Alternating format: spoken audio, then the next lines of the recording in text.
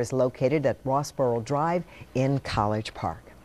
Billy Simons with Rust Insurance joins us now to talk about how protecting important documents from water damage is why it's critical this morning. Okay, what do we need to know? Well, you need to keep your important papers, family, medical history, checking reports, tax returns, and that sort of thing up off the ground. You want to get them out of the basement, actually.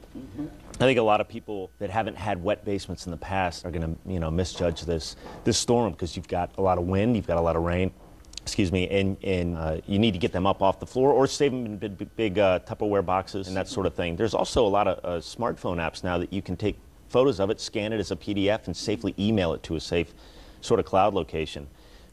Don't get the papers and old baseball cards and stamp collections and that sort of things and put them up in the attic, because then Murphy's Law says a tree's going to go through your roof, right, God forbid, and then you've done yourself in. But bring them up probably where you're going to be, and make sure that for insurance purposes you've got claim numbers.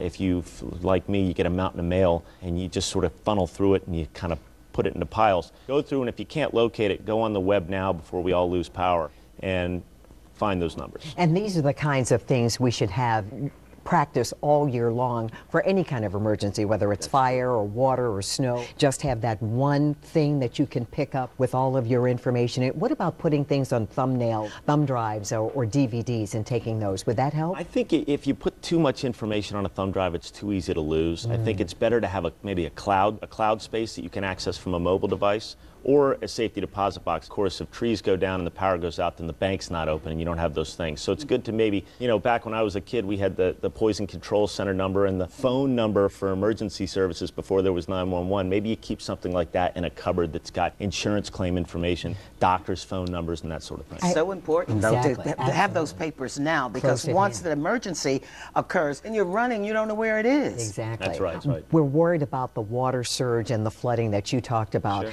Do you have to have flood insurance in order to make that claim and get money back? Flood insurance is a funny thing. There's got to be a certain area affected by the flood, and there's got to be just water in your basement isn't going to help. Isn't going to help. Yeah. Billy Simons with Rust Insurance for the good Sure. advice. Thank you for being here. All right, we're going to take a break. We'll be right back.